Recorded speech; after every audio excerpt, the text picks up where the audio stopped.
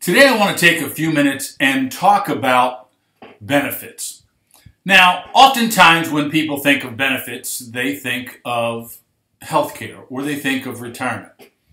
And most times teachers are looking at that from their standpoint. What is it going to cost me as an individual to get healthcare for myself or my family? Or what will my retirement benefits be? Is there a cost that I must incur?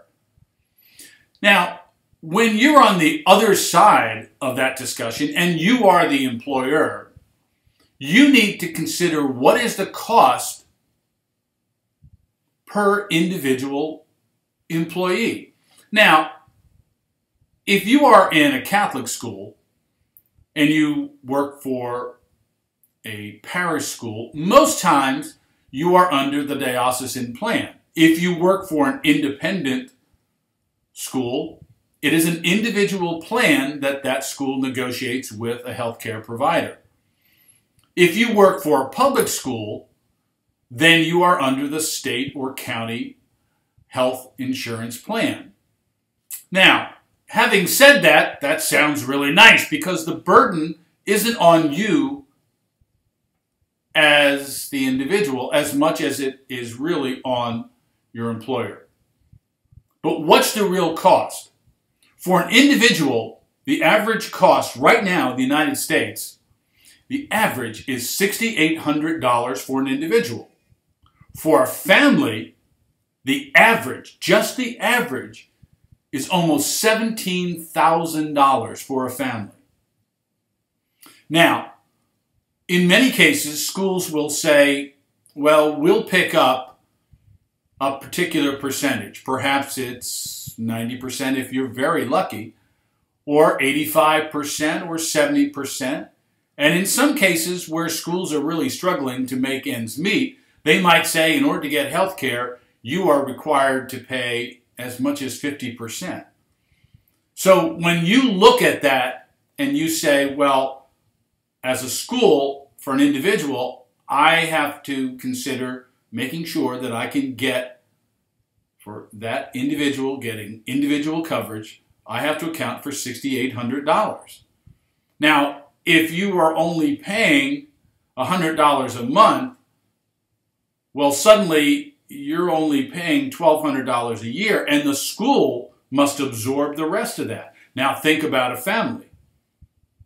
If you say, well, the cost, the average cost is almost $17,000, and you might only be charged as an individual $400, you as an individual might be paying $4,800 a year for your family coverage.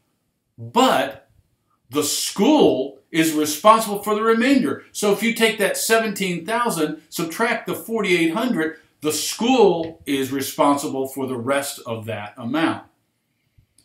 So I often think that schools do a disservice to their faculty members when they don't explain the true cost associated with health care. Why? Because that impacts the budget and what you can and cannot do.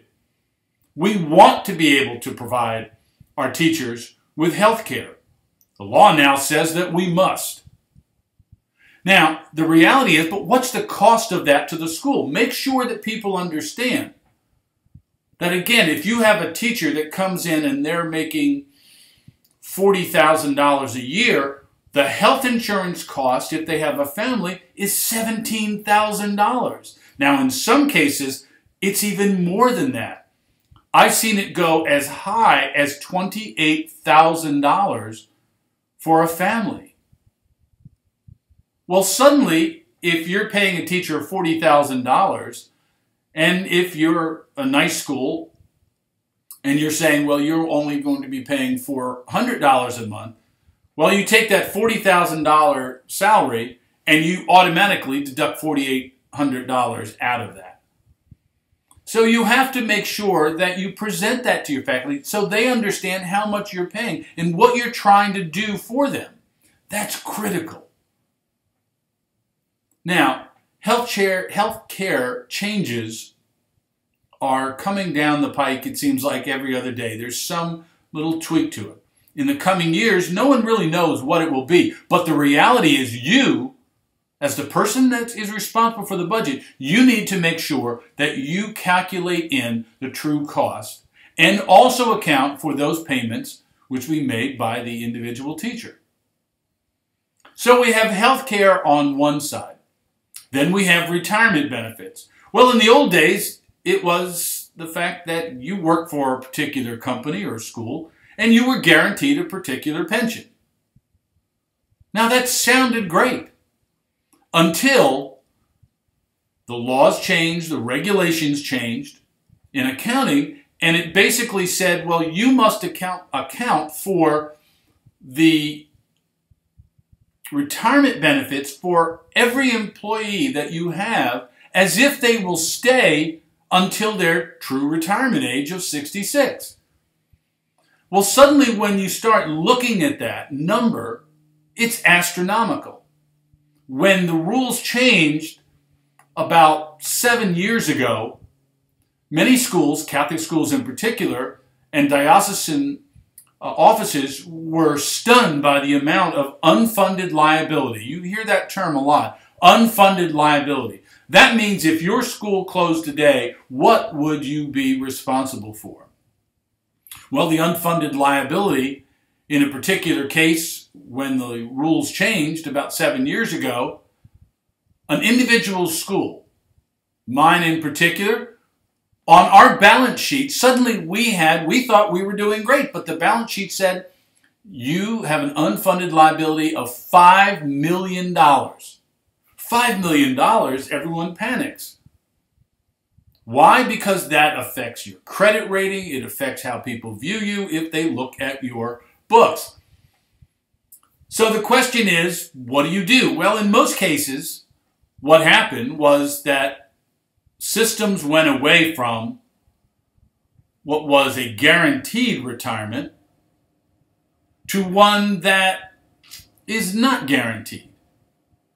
So what happened was, in the past, years ago, for instance, when I first started teaching, I was told, well, if you stay here for 40 years, your retirement will be guaranteed at a rate of $10,850 per year. $10,850 a year. 40 years of work, regardless of your salary, that's what you were guaranteed. Well, that sounded great when you were only making $7,000 or $8,000 a year. Now, try living off $10,850 a year. Would be slightly difficult. So what happens, instead of guaranteeing that you get a particular amount, many schools have frozen or closed down their what's called the defined benefits. They have closed down the defined benefits programs. They said, we can't afford this because of the unfunded liability that's on our books. So what did we do? We went to something whereby we started matching the 403Bs. And what that amounts to is the school says, well, I will give you X number of dollars. I'll put it into an account. You as an individual manage it. And if you leave my school, you take that money with you. Now, that's called defined contribution, because I'm defining what I'm going to give you. Now, when you start looking at budgets, how much will you give to your teachers? Now, if you have a teacher that is making $35,000 a year and you say, well, I think I'm going to be generous and we're going to give 4%. 4% of your salary we're going to give you, and you can invest it any way you want.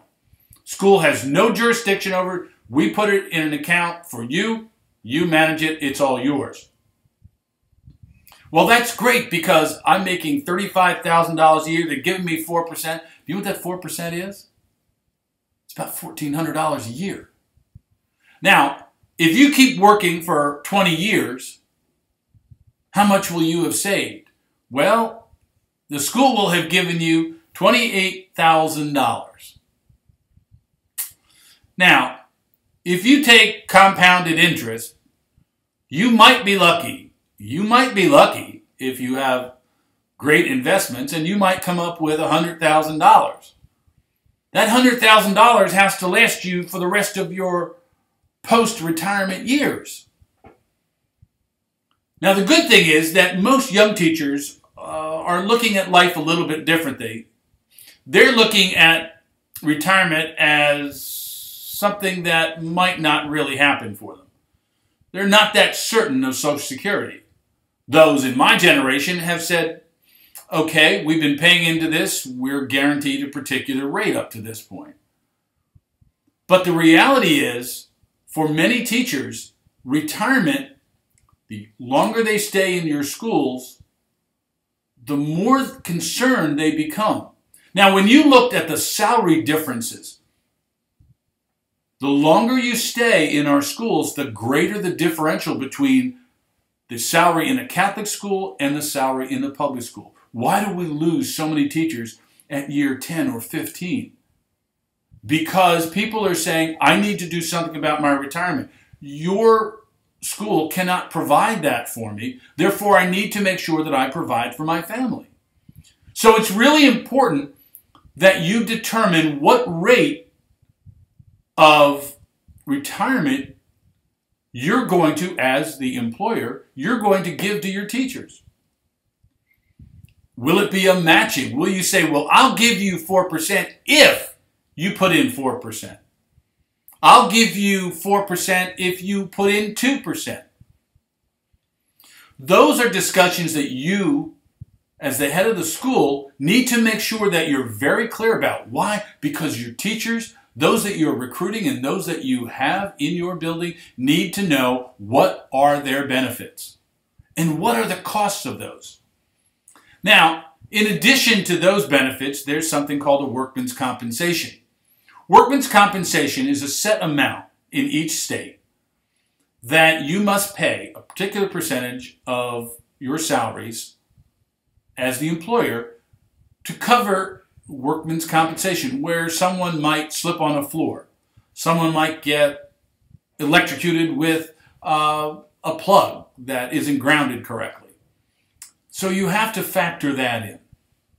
Now, there's another benefit that often isn't factored in from a financial standpoint, and that's FMLA, the Family Medical Leave Act. Now, the Family Medical Leave Act says that if you have a business where you have 50 or more employees, you are required to provide family medical leave up to 12 weeks. Now, that's for the birth of a child, the adoption of a child, to care for a spouse or a child, or a parent who is seriously ill. Now, you often think, well, family medical leave, we really don't have to account for that. Well, you really do. Because if someone needs to take that, and they are allowed to take it by law, there's forms that they must fill out and they must verify it. And I would encourage you to look at the regulations for the family medical leave. That is a critical factor. And it's becoming more and more important. And you can get yourself into some real legal trouble if you're not familiar with the FMLA regulations. But from a budgetary standpoint, what you also need to do is make sure that you've allocated, for instance, if you know that because someone is having a child or they're adopting a child, that you need to cover their 12 weeks. Well, you've got to pay for a substitute. You can't tell the teacher, well, sorry, you're going to be out for 12 weeks. You don't get paid. The law says you must pay them. You must pay them for that amount. Now, what you need to do is make sure that you factor that in. Now, in case of a severe illness that comes up, you really don't know what that cost would be. That's why I always encourage people to make sure that you have a contingency built into your budget to cover unexpected expenses such as the use of the FMLA by faculty members. Because what happens if you have a faculty where you have 3 faculty members having a child during the course of the year, and they need to be out for 12 weeks. Who's teaching the children in the classroom? Do you have backups? What are you paying those substitutes? All of those things factor in. Now, in addition to benefits such as retirement and health care and FMLA, you also have other benefits.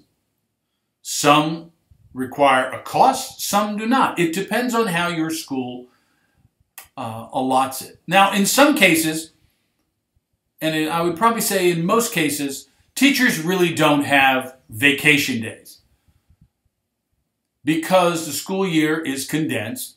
Now, most 12-month employees have vacation days.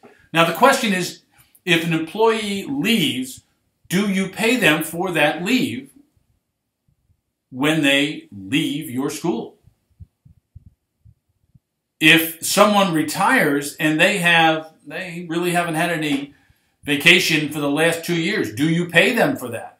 Make sure that that's in your handbook and it's very clear. Most diocesan offices have a very set policy about not paying for unused leave. But what is it? Now, some schools have what they call emergency leave. A child gets sick. You're not going to be out for an extended period, so FMLA doesn't apply. But how do you factor that in? That's where it's critical that you factor in a particular amount for substitute teachers. Because if someone leaves and can't be there, you still are required to teach the children in the classrooms. Therefore, how are you going to pay for that? Too often people cut their budgets so tight that when something like that happens, they don't have enough funding to really pay for that. So again, it's critical that when you look at the total compensation for your faculty and staff, that you realize the cost of benefits above and beyond salaries. From my standpoint, I think it's also critical that you share that with your faculty and staff. Let them know the true cost. Then they might understand why they might not be getting a 7% raise and they're only getting a 2% raise. Or if the cost that they must incur in terms of healthcare goes up, why? Well, maybe your insurance rates went up by 10% this past year. Well, you need to pass that on to your employees. So again, it's not just saying to someone, here's your salary, that's the end of the discussion. There's a lot more that goes into benefits. And there's a lot more that goes into the true compensation package for any employee. One of my suggestions is that in the packet for new teachers that you have, explain to them. Explain to them not just your salary scales, but their benefits and the true cost of the benefits. How much is being picked up by the school and how much is being picked up by the individual. How much of the retirement cost is the employer paying for and what is the employee contributing? What is the cost of hiring an employee? Earlier we talked about compensation philosophies. This adds a new wrinkle into it. Because now you're talking about not just providing a fair wage, but now you're talking about a compensation philosophy that talks about providing for the health and welfare of your employees and providing them with the leave necessary to take care of their families. As Catholic schools, we oftentimes talk about the value of families and the importance of families. Our policies in our schools must reflect that. We can't simply say to our employees, whether they're faculty members or support staff or maintenance staff, we want to give you a just wage. Oh, and by the way, we're really not going to contribute to your retirement because once you leave, we don't care about you. And your health care, well, that's really up to you. We'll provide a little bit, but guess what? The burden's on you. Is that reflective of your mission? Is that reflective of the vision that you have for your school? All of that ties in when you're making a budget for your school, when you're making policies for your schools, when you're making financial decisions in your schools. I hope this information helps. If you have any questions, as always, please feel free to contact me. I'll be more than happy to discuss it with you at length. I appreciate it and have a great day.